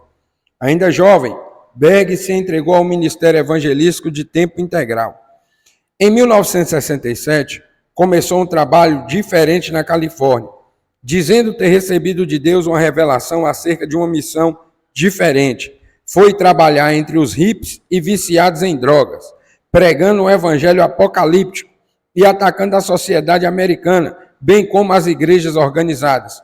O movimento se expandiu e atuou em muitos países, contando com milhares de seguidores. No Brasil, chegou em 1973 e a sua história entre nós não é nada recomendável. Já tiveram inúmeros problemas com a polícia e tem sido acusado de amor livre entre os seus adeptos e até de subversão. Isso. Então, uma religião, para mim, fiquei chocado, eu já tinha estudado sobre isso, mas cada vez que você passa por um conteúdo desse aqui, vocês vão observando o poder dessa má influência. É como ela existe aquela influência, claro, né, que leva a pessoa a perder a salvação. Mas agora, levar a pessoa a atrocidades e ainda levar outras pessoas a sofrerem, né, como algumas seitas, né, que nós vamos falar muito ainda lá na frente, sobre sacrifício de pessoas, né, de crianças, e aqui se destacou na história pela pedofilia que existia, né? No Brasil aqui vai ter muitos casos. Quando ele fala casos de polícia aqui, problemas com a polícia, além deles pregar a liberdade, né, a puberdade da época, eles ainda, o amor livre, eles ainda tinham esses vários casos de pedofilia. E o agravante dessa questão, que as pedofilias aconteciam dentro dessas comunidades, que eles viviam em comunidades. Existia uma quantidade de famílias ali, tinham relações sexuais entre eles, e imagina aí os pais pegando os filhos, deixando outras pessoas abusarem deles dentro daquela comunidade. Tudo terrível, irmãos. Até para me falar aqui é muito pesado. Então, existiam essas pedofilias dentro dessas comunidades. Então, quando a polícia chegava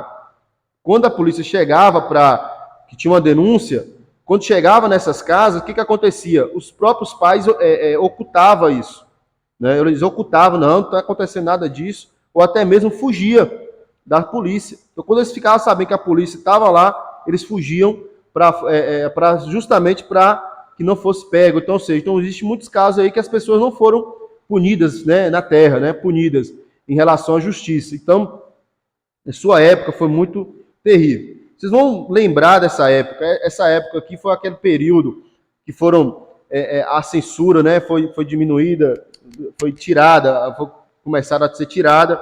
A puberdade, a liberdade dos jovens, né, começou a existir. A descoberta, né, desse desenvolvimento da sexualidade mais aberta. Então foi esse período onde os jovens começaram as músicas, né, naquela época, eu esqueci o nome dos cantores que influenciaram gerações de jovens, né? Os hippies, por exemplo, eram muitos hippies que existiam, pessoas que viviam são pessoas que não respeitavam autoridades governamentais e polícias, né? Não respeitavam isso. Para eles não tinha que existir essas governanças. Então eles eram contra esse tipo de lideranças.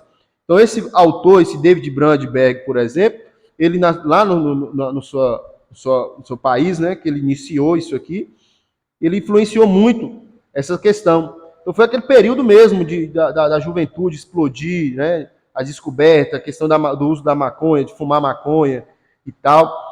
Então teve muitos desses casos. Então aqui, ó, foi trabalhar entre os hippies e viciados em drogas, evangelizar essas pessoas. Então para ele evangelizar essas pessoas, ele tinha que ser igual a essas pessoas, né? Então ele distorcia essas questões, então ele pregava o evangelho apocalíptico, atacando a sociedade americana, como eu disse para vocês, atacando as polícias, atacando essas autoridades.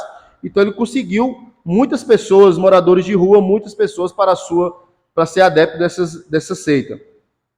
Então, na sua época, né, ele se expandiu e atuou em vários países, contando com milhares de seguidores, tá? E hoje, posso dizer que existem relatos dessa época, né, de 1900 e pouco para cá, que artistas, tá? Até peço perdão, porque trago o nome da artista aqui, mas tem uma artista, por exemplo, que os pais dela fez parte dessa comunidade aqui, Menino de Deus, e ela sofreu abuso sexual, né? Hoje ela defende a questão da LGBT e tal, mas ela sofreu e trouxe traumas para ela, né? Ela é uma atriz de Hollywood, né? Mas ela sofreu os abusos dessa comunidade. Então, existia casos que o pai não permitia, certo? Então, por exemplo, dentro daquela comunidade era liberal, né? Eles não usavam preservativo, eles não se preveniam. Então, ter filhos era a coisa mais natural. Porém, eram filhos de libertinagem. Então, eles cresciam dentro dessa comunidade e ali aquelas pessoas faziam, né? Tinham essas pedofilia. E muitas das vezes o pai que fazia parte da comunidade não aceitava. Então, ele fugia. Então, teve casos assim, que fugiram, tá? Então, terrível, irmãos. A questão literalmente terrível nessa época. Tanto que tem até uma foto desse camarada aqui, nu, deitado assim. Naquela época, as mulheres, elas era tão explícito a questão das partes genitais que eram expostas na mídia, né? Pessoas tirando fotos nos jornais, porque essa religião aqui fez mesmo a lavagem cerebral nos jovens daquela época. Então era terrível, terrível mesmo. Só de o pai permitir, dentro de uma seita, né, uma lavagem cerebral, permitir que alguém abuse dos seus filhos, né, tenha relações com seus filhos, para mim é totalmente demoníaco isso. Esse camarada aqui, eu até trouxe a data aqui, não é tão relevante, mas ele morreu em 1994, 1º de outubro de 1994. Hoje, atualmente... Rapaz, foi uma doença que ele teve. Não morreu matado, não. Vamos para a organização. Sua hierarquia inicial era composta de primeiros ministros, ministros, arcebispos, bispos e pastores. O nome de Berg foi trocado por um nome bíblico, Moisés David. Para ser um menino de Deus, o nome dado aos adeptos, é necessário abandonar a família, os estudos, a profissão, os amigos e os bens para seguir novas autoridades eleitas por Deus. Lê o livro de Atos, onde os cristãos viviam em comunidade e doavam todos os bens. Então, eles pregam isso aí, né? Uma vida totalmente livre desses compromissos sociais, esses compromissos, né, governamentais. Então, eles entram mesmo na mente dessas pessoas. Então, que nós conhecemos hoje esses grupos de hippies, né? Eu mesmo tenho um parente assim, dentro da família, menino estudado, menino fez faculdade de história e tudo mais, mas que abandonou para viver uma vida dessa, uma vida de hippie mesmo, né? Viajava de carona, ou então no ônibus de graça, né? Não tinha que pagar, na verdade, né? Eles pregam isso, né? Não tinha que dar dinheiro para o governo, né? Eles pregam isso, não dá dinheiro para o governo, então viviam essa vida totalmente liberal. aceitando o estilo dos meninos de Deus, deve ir morar com a comunidade que se transforma numa nova família. Então, abandona a família original para viver dentro dessas comunidades, nova família. Então, dentro dessas novas famílias, que geralmente dentro dessas comunidades, eles faziam suas orgias, e era aí que era a tragédia, né? Cada comunidade é composta de no máximo 20 pessoas formadas por casais e filhos, rapazes e moças vivendo em casas alugadas e tendo tudo em comum. Ocorre mudança de nome e de nascimento. Quando uma pessoa passa a fazer parte de uma comunidade dos meninos de Deus, ela é chamada de bebê. Somente após o treinamento específico, onde aprende a se submeter à nova forma de vida, engaja-se ao grupo de visitação, que sai pelas portas ou pelas ruas e praças anunciando as mensagens de morte. Ao ingressar na organização, vem aquilo que podemos chamar de lavagem cerebral. Doutrinas. David Beck era casado desde 1944 com Jane. O casal tinha 4 filhos, mas o casal enfrentava um sério problema conjugal. Sua esposa Jane só permitia ter relações sexuais 2 vezes por ano. Tomara que esse vídeo não seja excluído do YouTube. Pois acreditava que essa palavra aqui não era importante para os cristãos. Isso é o que ela pregava. Fato que atormentou Berg até os meados de 1968, quando conheceu em sua igreja uma jovem chamada Maria, de 23 anos de idade, com a qual passou a ter essas relações aqui que vocês estão lendo. Então, olha o que ele pregava. Jesus, envia-me mensagens apontando como detentor de um trabalho especial. Um método de evangelismo revolucionário. Então foi aí que na mente dele começou a usar a prostituição como isca para sediar novos adeptos e com meio para adquirir proventos econômicos. Ainda diz Berg, a cama é a última etapa que pode convencer alguém de que Deus o ama, e ele não crerá até que veja isso. Olha para vocês verem como era terrível, tá, irmãos? Era terrível a lavagem cerebral que eles faziam nas pessoas. Essa época, irmãos, eu nasci em 1992, ele morreu em 1994, então antes disso, né, já estava bem fundada, né, essa seita aqui. Esse período que eles tinham essas comunidades, que eles viviam, né, esse liberalismo sexual, foi um dos períodos que mais alastrou casos de AIDS, tá? Esse registro eu quero trazer para vocês aqui, que eu pesquisei, estou trazendo para vocês. Na época, né, eles faziam o quê? Eles não tinham... alastrou esses casos de AIDS. No que alastrou esses casos de AIDS, porque o liberalismo deles era o seguinte, eles usavam o sexo como forma de evangelizar, certo? Então ele tinha essas relações para que essas pessoas ali, levavam essas pessoas para a comunidade, né? Não sei se foi daí que tirou aquele negócio que resolve o negócio, né, na cama, né? Mas para eles, era a última etapa, era ali, na cama, que conseguia levar essas pessoas para a sua comunidade.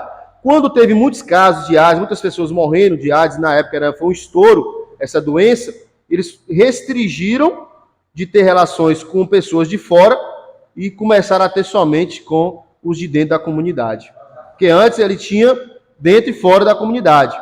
Agora eles começaram a ter somente dentro da comunidade. Olha para vocês verem. Imagina aí, 20 pessoas dentro de uma casa, aquilo ali, um absurdo, né? Dividindo a mesma casa, terrível, irmãos. Até de pensar é terrível.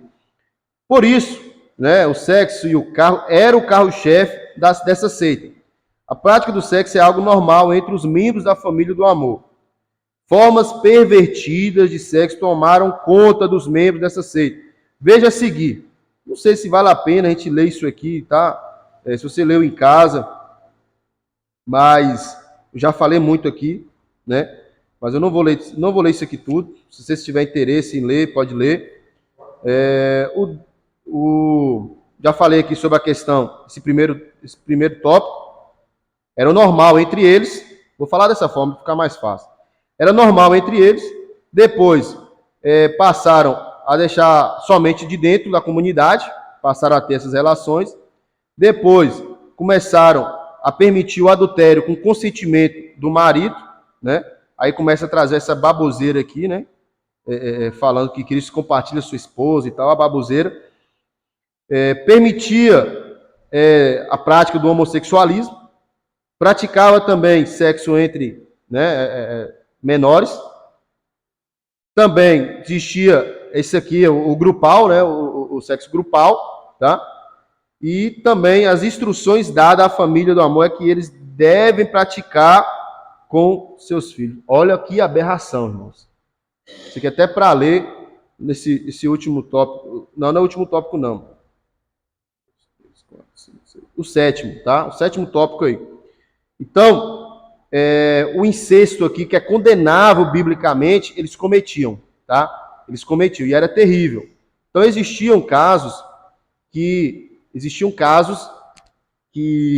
os pais não permitiam isso, né? Eles não permitiam. Então, acaba que quando eles chegavam no momento, né, que a criança era sujeita a situação dessa, eles saíam fora. Mas, na maioria dos casos, infelizmente, é isso aqui. E o que mais me chocou, foi saber que os próprios pais acobertavam isso aqui. Quando vinha para pegar esses camaradas que era denunciado, eles ocultavam, eles escondiam e até tiravam, né, lá para fora essas crianças e ia para uma outra comunidade ou alguma coisa do tipo. Vamos avançar? O nudismo era incentivado em suas colônias, certo? Desde que não sejam percebidos pelos vizinhos, para que não haja problemas com a polícia. Vinho é incentivado a fim de facilitar, né?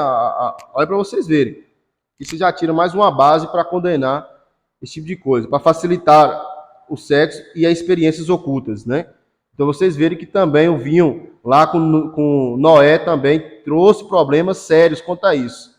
Noé, não foi que aconteceu isso com Noé, né? Com Ló também. Então tem que ter muito cuidado. O Noé foi a questão do filho, né? Ver a nudez do pai. E Ló teve com as suas filhas, né? Sobre o casamento é definido como simplesmente dormir com alguém ou ter relações com alguém. Não existe uma cerimônia formal quando duas pessoas querem se casar. Simplesmente dormem juntas e fazem a festa. Daí em diante são consideradas casadas. Então, apareceu pessoas assim com esse pensamento lá. E aqui foi justamente a questão. Tem que ter muito cuidado com essas questões aqui, tá? Para Deus, né? Como se diz, mas o casamento para Deus, se Deus é a autoridade maior, então para que o governo tem que ser validado com aquilo que Deus ele traz? Mas existe coisas que é ligado no céu, ligado na terra. Né? É claro que o contexto que foi escrito é uma coisa, mas nós podemos entender dessa forma, porque sabemos que se as leis estão de acordo com a palavra de Deus, não tem mal nisso. O problema é que se as leis estiverem contra os princípios bíblicos, é aí que está o problema. Mas agora, sabemos que as leis elas estão dando amparo, né? As leis, a questão do casamento, né? O camarada, se ele querer, até então, acredito que não mudou isso. Mas o casamento ele é único, né? Seu casamento é com uma pessoa só. Então, os registros que é feito nos cartórios, se ele casou em um canto, ele não pode casar em outro lugar. A água deve ter acabado. Não, acho que a mangueira que deu para cima. Tá puxando, não. Então, vamos lá. Então, aqui vocês perceberam que eles banalizam de fato o que é de Deus, certo? Tanto a parte sexual quanto a questão do casamento. Eles não valorizam isso. E também a pedofilia. Isso. Então, terrível, irmãos. Então, o problema maior, como esses hereges, eles conseguiram influência da sua época, é chocante isso. Como conseguiram influência e adeptos para isso, tá? Então,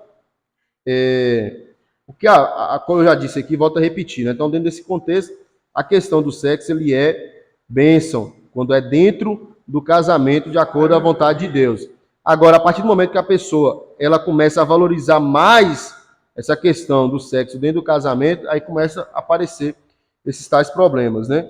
Então, tudo tem que estar de acordo, irmãos. A palavra de Deus, dentro do casamento é a palavra de Deus. Tem que ter muito cuidado. Então, muitas pessoas eles pensam isso. Para que casar no civil se eu já tenho a relação, se ele já é um casamento? Não é bem assim, tá? Tem que ter muito cuidado. Antigamente, Não vou dizer que só vou falar um relato, fato, que antigamente era assim, né, dentro das assembleias, dentro de algumas igrejas bem conservadoras, se o casal de jovens teve, ele era obrigado a casar, independente. Se o cara era da vontade de Deus ou não, tinha que casar por esse fato, porque já virou, era obrigatório, já virou marido e mulher, né? Então, a questão que eles pregam é justamente isso, que já é um casamento, e não é bem dessa forma. Tem que ter muito cuidado. Fonte da autoridade da seita. Mó realiza seus ensinos através de suas famosas cartas. Com isso, orienta seus seguidores que prefiram as cartas. A leitura da Bíblia. As cartas de Mó são divididas em várias categorias. Ao público em geral, aos discípulos somente e aos discípulos amigos somente. Então, vocês verem como ele diferenciava, né, as suas ideologias, principalmente algumas coisas ocultas que eles praticavam. Suas cartas não podem sair das colônias. Então, aqui você pode observar que está bem longe dos princípios bíblicos. Beg ainda tem um espírito auxiliar para ajudá-lo na grande obra revolucionária. Um deles é o espírito do falecido Abraham, o rei cigano, cujo espírito orienta como dirigir o grupo e assim por diante. Aqui está sendo falado sobre a fonte da autoridade daquela seita, né, que eles acreditavam. Inclusive, falei algumas partes da Bíblia já Isso. Então mudou muita coisa dentro do conteúdo deles. Atualmente, dentro dessa seita, mudou muita coisa, tá, irmãos? Eu estou falando aqui. Não. Isso aí nós já mudamos. Não tem nada de Deus, né? Então aqui vocês veem que atualmente ele é conhecido como família internacional. Então muita coisa mudou, tá? Muita coisa mudou aqui em relação a essas questões. Essa questão desse liberalismo em comunidade já não existe mais. Eles não vivem mais dessa forma. Porém, não deixaram de ser seita, né? Lutaram contra, né? Foi um período que eles lutaram contra o racismo e a ditadura da época. Então, revolucionaram de tal forma na época, e alguns jovens, né? Os jovens faziam parte dessas comunidades, viviam dessa forma, né? Abandonando família, emprego, tudo mais. Vamos lá, Ciência Cristã, que também tem uma filial em São Paulo.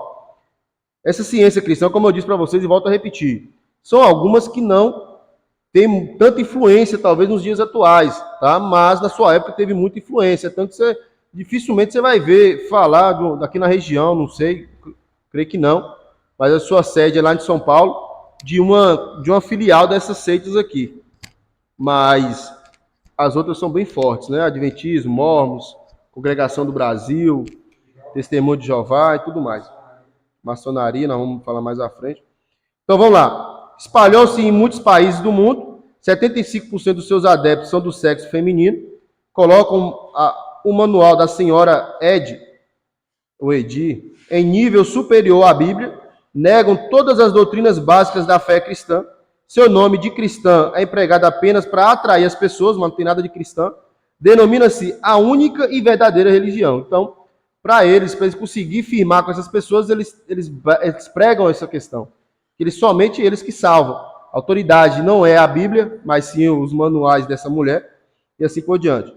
A história foi fundada por Mary Beck Ed, uma crente que ainda jovem conheceu o Sr. Quimby, que era dado a práticas de ocultismo, espiritualismo, etc.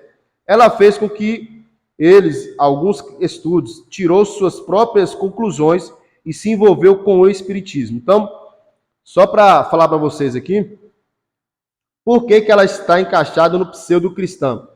Não é porque os seus fundadores vieram do cristianismo, não é. O caso aqui é específico. É por causa que eles deram esse nome para atrair as pessoas. Mas, na verdade, eles vieram do espiritismo mesmo. Através de suas revelações, novamente, tá, irmãos? Por a questão de revelações. A Bíblia, ela é a única revelação que nós temos como inspirada. Para eles, olha, por quê? Porque eles acreditam em outras revelações e nós acreditamos na revelação bíblica.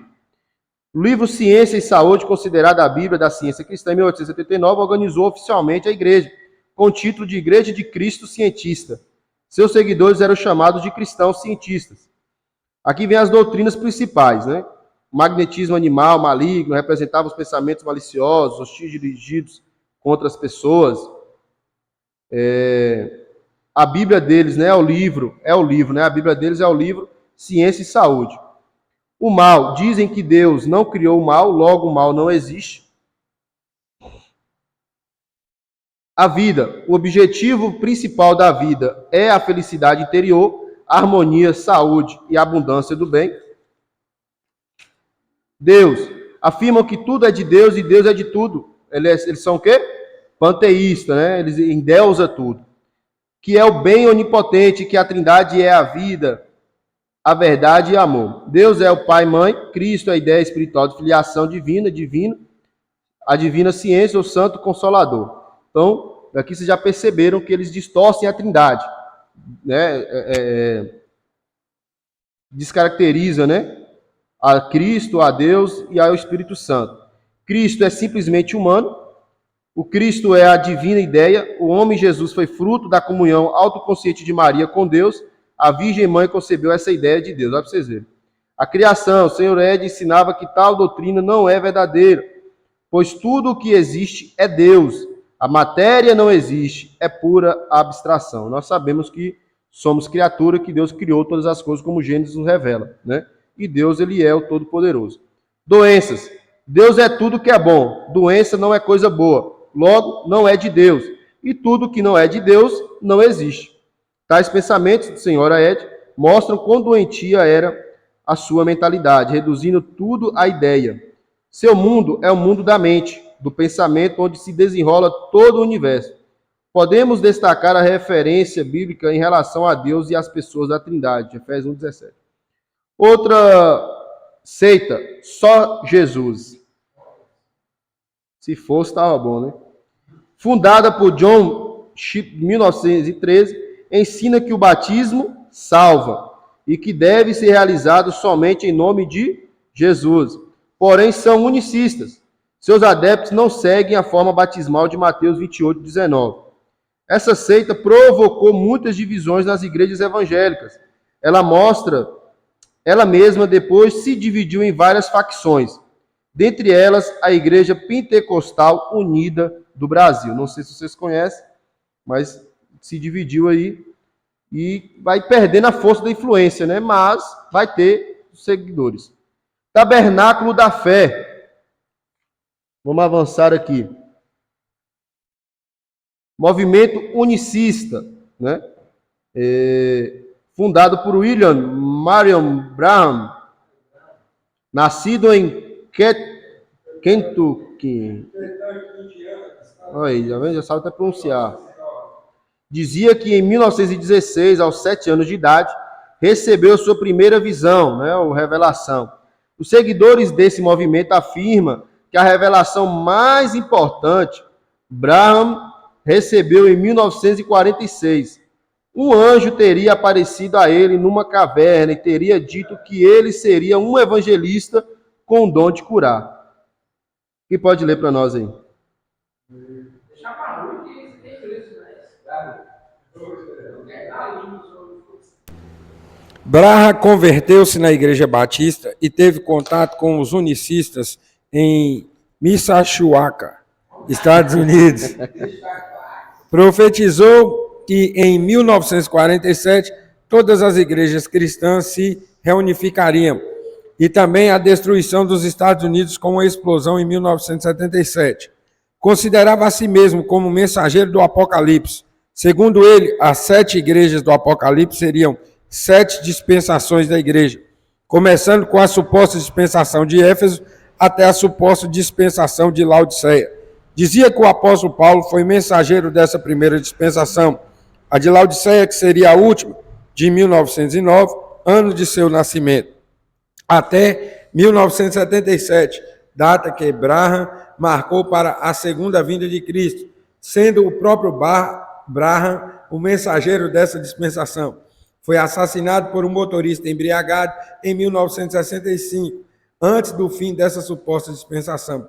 Dizia ser ele mesmo o profeta Elias, enviado conforme Malaquias 4:5.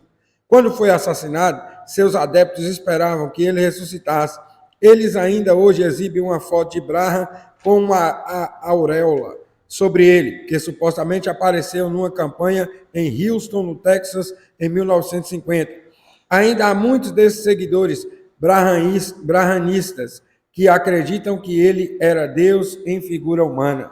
Olhe bem, por que tanto ele, aquele lá, é só Jesus, o autor ele vai te chamar de unicistas, são justamente que para eles Deus é Jesus. É diferente de você falar Jesus é Deus, né? Para eles Deus é Jesus. Então, para ele, Deus se fez em carne, né? Se transformou em Jesus em algum momento da história e depois ele voltou a ser Deus novamente. Então, por isso que é chamado de unicista. Para ele, Deus e Jesus é um só, né? Apesar que Jesus fala isso aí, mas ele está falando da sua divindade, né? Da sua trindade, da sua concordância, da questão da trindade. Para eles, não. É um só. O Espírito Santo é o mesmo que o Pai e o Filho. Então, o Pai é o mesmo que o Filho é o mesmo que o Pai, e assim, para eles são unicistas, né?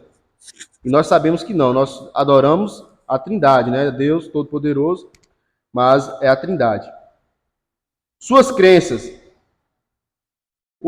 Outro ensino exótico desse movimento é que Braham dizia que Eva teve relações sexuais com o diabo no jardim do Éden. E dessa cópula nasceu Caim. Caim. Caim, estamos vendo enrolado. É a doutrina conhecida como semente da serpente.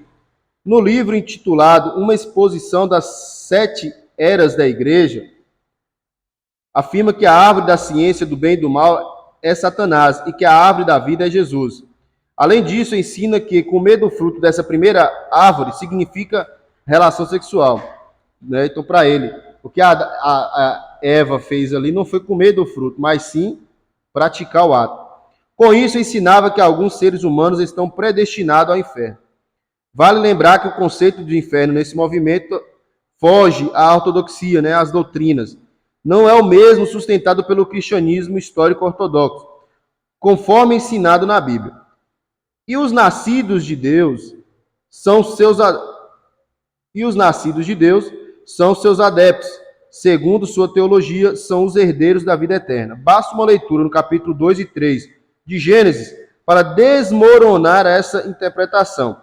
A Bíblia diz textualmente que Caim nasceu de Adão e Eva. É irrefutável isso. A Bíblia, o movimento ainda hoje, é unicista.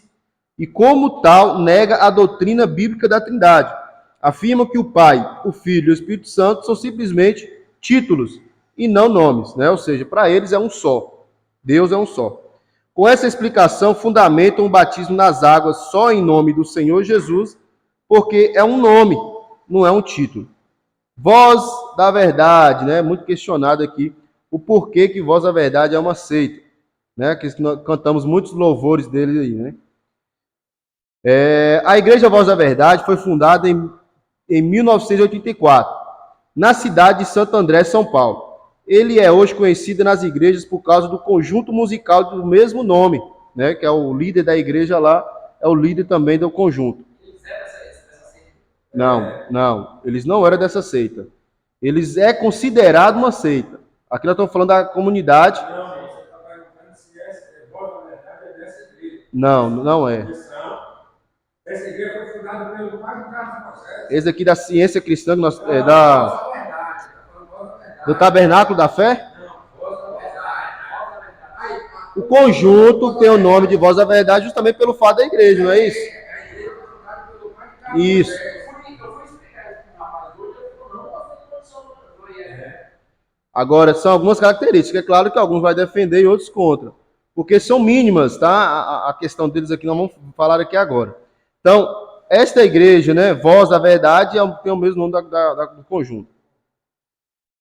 Essa igreja também, ela é unicista, tá? Batiza só em nome de Jesus. Então, aqui você já vê que são o porquê que eles é considerado seita. Primeiro, eles são unicistas.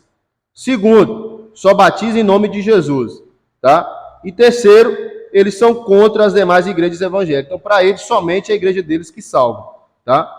Afirma que o batismo efetuado pelas igrejas trinitarianas são sem valor bíblico e forjado pelo homem. O interesse deles pelas igrejas é a venda de seus materiais, como DVDs, CDs, fitas e outros.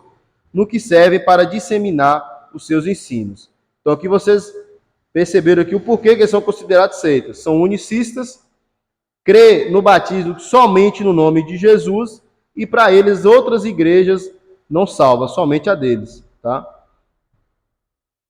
Amém? Alguma pergunta? Tem um programa do pastor César Cavalcante, que é colocado no YouTube, até um debate dele com o Carlos Moisés, nessa briga. Ele bate que a questão de Jesus e Deus é uma pessoa só, na questão assim, ele fala que Jesus era Deus lá na criação e tal, e cai Deus aí na terra, entendeu? Há uma discussão bíblica, e aí eles pegam alguns versículos da Bíblia e quer, tipo assim, torcer, né? E pegar a base dele só naquilo ali. Aí quando o pastor vai, ensina outros versículos para lá e termina lá, ele não quer falar, ou quer falar e tal. Às vezes é interessante os irmãos dele. É isso aí. Quanto à congregação cristã no Brasil, o que eles ensinam, ou o que eles falam, qual é a afirmativa correta? Mesmo que a oração somente errada se realizada de joelho, né? Você faz a frente. Outro irmão responde para nós. Seita onde a prática do sexo e do homossexualismo é normal entre os seus membros. Isso. Escreveu o livro Ciência e Saúde, considerada a Bíblia da ciência cristã. Essa eu respondo. Eu vou ver se você falar em inglês agora. Man, black, no, Acrescentou um black aí, né? Letra A. Certo ou errado? Só Jesus, Tabernáculo da Fé e Voz da Verdade são seitas que somente batizam no nome de Jesus. Na ciência cristã, o casamento é definido como um simples dormir ou ter relações com alguém. Errado, né? Errado. Eu defino essa questão aqui, claro que eu posso explicar melhor, né, depois, mas a questão que aqui é o ponto final, né, a consumação do casamento, né? Mas a instituição, primeiramente de Deus, é justamente o casamento, o matrimônio, né, a cerimônia e tudo mais, como é de costume brasileiro. É claro que cada país vai ter sua definição de como fazer. Por exemplo, né, eu conversando no grupo, eu conversei justamente essa questão. Que Jacó, por exemplo, primeiro ele teve o banquete, né? Labão preparou um banquete para depois ele ir deitar com a pretendida, né? Então, existia uma cerimônia antes disso. No casamento judaico, da mesma forma, existia as bodas, né? As bodas, né?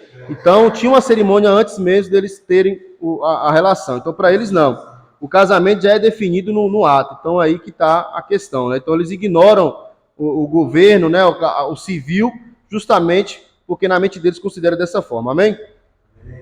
Nossa irmã Adriana orando ao Senhor.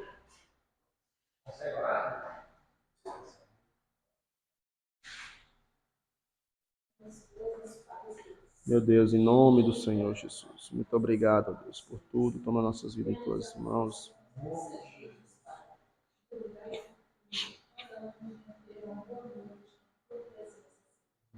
Em nome de Jesus.